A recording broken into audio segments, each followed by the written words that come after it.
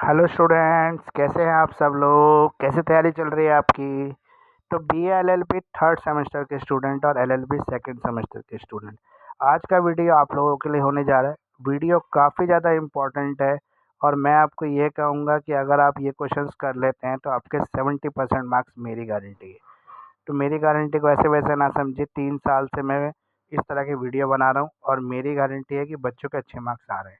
तो 70% मार्क्स अगर आप भी स्कोर करना चाहते हैं और मेरे चैनल से नए जुड़े तो चैनल का वीडियो पूरा देखें, लास्ट तक देखें, हर स्लाइड का स्क्रीनशॉट ले लें, इन सारे क्वेश्चंस के आंसर तैयार कर लें, आंसर बढ़िया तैयार करें, डेफिनेटली आपके 70% मार्क्स आ सकते हैं।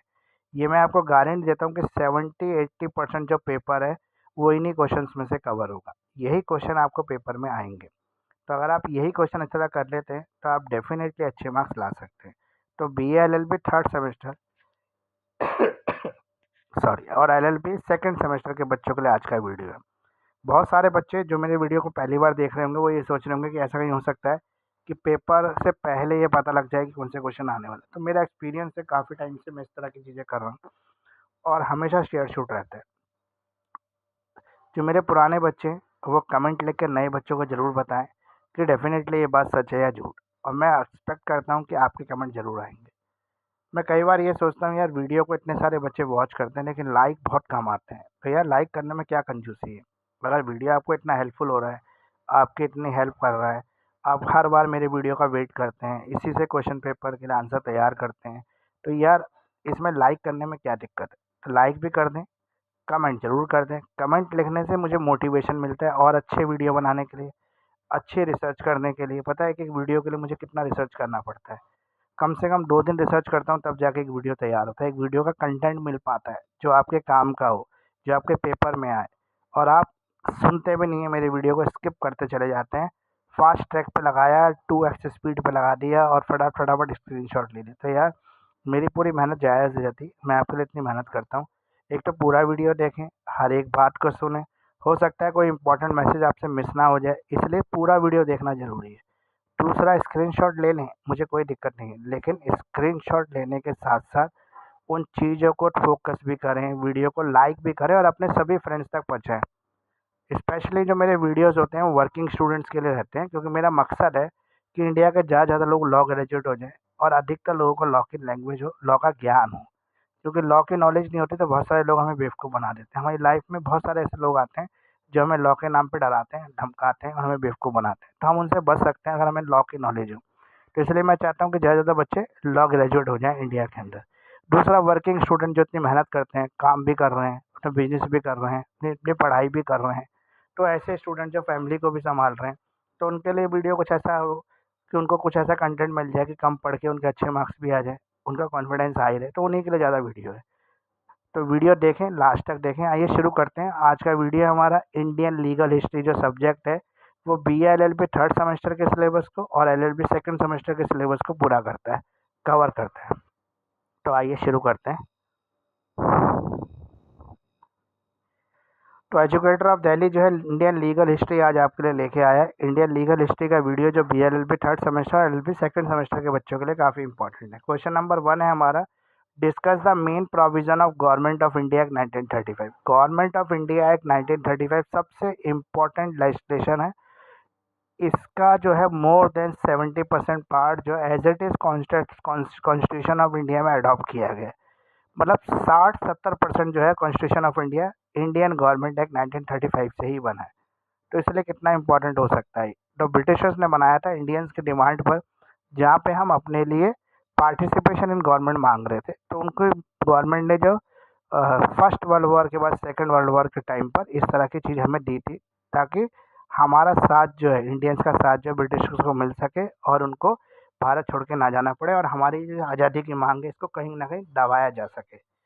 उसके बाद क्वेश्चन नंबर 2 है, discuss the salient features of Indian government act 1919। 1919 पहला वाला गवर्नमेंट एक्ट आया था जो फर्स्ट वर्ल्ड वॉर के बाद था, 1935 सेकेंड वर्ल्ड वॉर के बाद, यानी कि सेकेंड वर्ल्ड वॉर के टाइम पे आया था। तो ये दोनों ही एक्ट इंपॉर्टेंट है। फिर हमारा क्वेश्चन नंबर 3 आता है, describe the essential features of Indian independence act 1947। 1947 में जो भारत की आज़ादी का जो एक्ट आया उसकी तो बहुत ही ज़्यादा इंपॉर्टेंस है, तो ये भी क्वेश्चन इंपॉर्टेंट में आ जाता है। क्वेश्चन नंबर 4 है हमारा, right the 5 main provisions of the first law commission of India. पहला जो लॉ कमीशन है इंडिया का, उसके मेन 5 जो प्रोविजंस हैं उनको आपको बताना है यहाँ पे। तो ये काफ़ी इंपॉर्टेंट हो गया। क्वेश्चन नंबर 5 है हमारा, discuss the dyarchy system introduce in the act of 1990। जो 1919 का हमारा एक्ट है उसमें डायरकी सिस्टम जो है उसको एक्सप्लेन करना है आपको। क्वेश्चन नंबर 6 है हमारा, discuss the main judicial reform introduce by the William Bentinck. William Bentinck ने जो मेन जुडिशियल रिफॉर्म शुरू किए थे वो बताना है। इसी के साथ क्वेश्चन नंबर 7 है, discuss the main judicial reform introduce by the Lord Cornwallis. Lord Cornwallis के भी इंपॉर्टेंट है, लॉर्ड विलियम बेंटिक के भी इंपॉर्टेंट है। क्वेश्चन नंबर 8 है, discuss the main judicial reform introduce by the lord Warren Hasting. तो Warren Hasting साहब काफ़ी इंपॉर्टेंट कैरेक्टर हैं इंडियन हिस्ट्री के, इन्होंने काफ़ी अच्छे रिफॉर्म्स लेके आए थे, तो ये भी आपको तैयार करना है। इसी का एक सब क्वेश्चन और हो सकता है, discuss the judicial plan introduce by Warren Hasting in 1772 में वॉरेन हेस्टिंग का जो जुडिशियल प्लान है उसको बताना है। 1774 में और 1780 में, ये 3 टाइम पर ये अपने जुडिशियल रिफॉर्म प्लान लेके आए थे। तो वॉरेन हेस्टिंग जो है इंपॉर्टेंट कैरेक्टर है इंडियन हिस्ट्री का, और विलियम बेंटिक। अब इन क्वेश्चंस के आंसर देखो बहुत अच्छे तैयार करना, क्योंकि मैं बार बार ये कहता हूँ ये क्वेश्चंस तो मेरे बताए हुए एग्जाम में आ सकते हैं, लेकिन मार्क्स थोड़ा ना क्वेश्चन से मिलते हैं। मान लो 80% पेपर वही आ गया जो मैंने बताया आपको वीडियो में क्वेश्चन, लेकिन उसका फ़ायदा क्या हुआ अगर आपने उसके आंसर ही तैयार नहीं करे। मतलब आपने जो है लापरवाही कर दी, आंसर अच्छा तैयार नहीं करे, स्टैंडर्ड आंसर तैयार नहीं करे, ऐसे ही आंसर तैयार कर लिए, फिर एग्ज़ाम में आप लिख के नहीं आए, फिर आपने मुझे ब्लेम कर दिया कि सर 70% तो मेरे आए नहीं। तो यार 70% आने के लिए आपको पढ़ना भी तो पड़ेगा ना। क्वेश्चंस की तो मैं बार बार गारंटी देता हूँ कि जो क्वेश्चंस आएंगे पेपर में उसमें से 70-80% यानी कि 80 मार्क्स तक का पेपर इन क्वेश्चंस में से आपको मिल जाएगा। लेकिन फिर आप उसके क्वेश्चंस के आंसर तैयार नहीं करेंगे तो कैसे चलेगा काम। तो इसीलिए आंसर तैयार करने ज़रूरी है। इसके अलावा जो मेरा अगला है, एजुकेटर ऑफ दिल्ली जो है इंडियन लीगल हिस्ट्री जो है उसका इंपॉर्टेंट क्वेश्चन आज आपके लिए लेके आया है। क्वेश्चन नंबर 9 है, discuss the main objects of passing of Indian act, passing of act of settlement 1781 में जो सेटलमेंट एक्ट पास हुआ था वो। क्वेश्चन नंबर 10 है हमारा, what do you understand by the codification of law. Codification of law क्या है, discuss in the brief its merits and demerits, इसके मेरिट्स और डीमेरिट्स को बताना है। क्वेश्चन नंबर 11 है, what changes are affected by the Indian high court. Indian high court में जो चेंजेस हुए 1861 एक्ट के बाद इन एडमिनिस्ट्रेशन ऑफ जस्टिस वो आपको बताना है। Discuss the early judicial system set by the east India company, जो ईस्ट इंडिया कंपनी ने 1726 से जो शुरू किया था मद्रास से जुडिशियल रिफॉर्म वो बताना है। क्वेश्चन नंबर 13 है आपका, discuss the fact importance of Raja Nand Kumar trial. Raja Nand Kumar और काशी जोरा, ये दो ट्रायल हैं जो काफ़ी इंपॉर्टेंट ट्रायल हैं, ये आपको दोनों ट्रायल करने हैं। तो discuss the facts of the case of Kashi जोरा 1779। तो ये सारे क्वेश्चन जो अभी तक कुछ 14 क्वेश्चन कवर हो गए इस वीडियो के अंदर, टोटल वही 17-18 क्वेश्चन रहने वाले हैं। तो 70% मार्क्स आपके गारंटेड हो सकते हैं। इन सभी क्वेश्चन के अगर आपको आंसर नहीं मिल रहे हैं, आपको आंसर ढूंढने में कोई भी दिक्कत हो रही है, तो आंसर मुझसे भी ले सकते हैं। मेरे पास काफ़ी अफोर्डेबल प्राइस पर आंसर अवेलेबल है, फ्री नहीं है, अफोर्डेबल प्राइस पर है, लेकिन आपके लिए अवेलेबल है। आप मेरी मेहनत के क्वेश्चन और मेरी जो लैंग्वेज है वो काफ़ी इजी कॉन्सेप्ट के साथ मैंने एक्सप्लेन किया है सब चीज़ों को। मेरे पास इसके सबके रिकॉर्डेड लेक्चर भी है जिसमें मैंने प्रॉपर आंसर डिस्कस किए हैं आपके साथ, तो आप वो भी ले सकते हैं। वैसे पीडीएफ और वीडियो दोनों ले लें तो फिर आपको पास होने से कोई नहीं रोक सकता। तो आइए शुरू करते हैं, आगे चलते हैं इस वीडियो के अंदर। क्वेश्चन नंबर 14 तक हमने कवर कर लिया है। अब है हमारा एजुकेटर ऑफ दिल्ली जो है इंडियन लीगल हिस्ट्री, इसको कवर कर रहा है जो BA LLB थर्ड सेमेस्टर और LLB सेकंड सेमेस्टर के सिलेबस को कवर करता है। क्वेश्चन नंबर 15 है हमारा, discuss the facts of Patna case. Patna case के क्या फैक्ट हैं ये बताना है आपको। तीनों केस हो गए जो इंपॉर्टेंट केसेस थे। क्वेश्चन नंबर 16 है, write a note on composition jurisdictions and working of mayor court establish under the charter of 1726। 1726 का जो करेक्टर है मेयर कोड का उसको बताना है आपको। Discuss the difference in the mayor codes of 1687 and 1726। 1687 और 1726 का जो मेयर कोड था दोनों में क्या फ़र्क है। इसके अलावा आप इन टॉपिक पे शॉर्ट नोट्स में तैयार कर लेना है।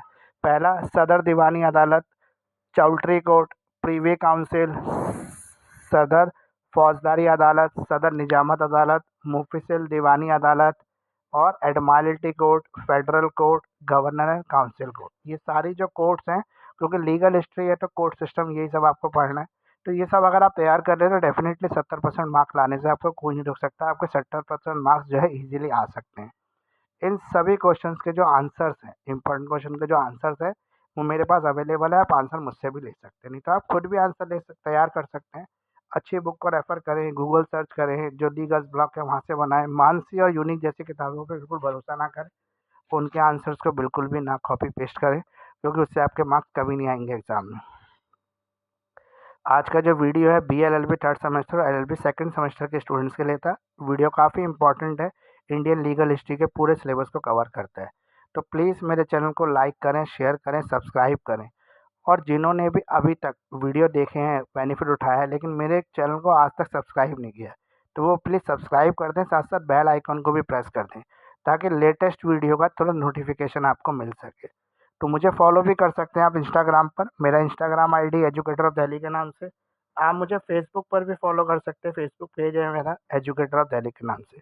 तो BLLB और LLB के सभी सब्जेक्ट के notes PDF with detail explanation और इजी लैंग्वेज के साथ मेरे पास अवेलेबल है। Video lecture with detail explanation also available. साथ में रिकॉर्डेड वीडियो सेशन भी है मेरे पास, जो इन सब्जेक्ट के कवर करते हैं इन सब क्वेश्चंस को। तो प्लीज़ कांटेक्ट करें, किसी भी तरह की हेल्प चाहिए आपको एजुकेटर ऑफ दिल्ली से, आप मुझे व्हाट्सएप पे मैसेज डाल सकते हैं 9811948855। कॉल भी कर सकते हैं, लेकिन कॉल करने से अच्छा है कि आप मुझे मैसेज डालें, क्योंकि मैसेज का आंसर मैं अपनी कन्वीनियंस के हिसाब से आपको दे सकता हूँ, जल्दी ही देने की कोशिश करूँगा, क्योंकि व्हाट्सएप पे हो सकता है सर मैं बिज़ी हूँ, आपको जवाब ना दे पाऊँ, तो इसलिए आप मुझे मैसेज करें। आप मुझे मेल भी कर सकते हैं krar29.mukesh@gmail.com, मेरा ईमेल ID है। तो आज का वीडियो कैसे लगा, आपको कितना हेल्पफुल रहा, कितना परसेंट वीडियोस आपके जो पहले के आए हैं वो एग्ज़ाम में हेल्प करते हैं, ये लिख के ज़रूर बताएं। देखो लाइक ज़रूर करें, मैं देखता हूँ कि व्यूज़ तो बहुत सारे आते हैं लेकिन लाइक नहीं आते, तो लाइक भी उतने आने चाहिए जितने व्यूज़।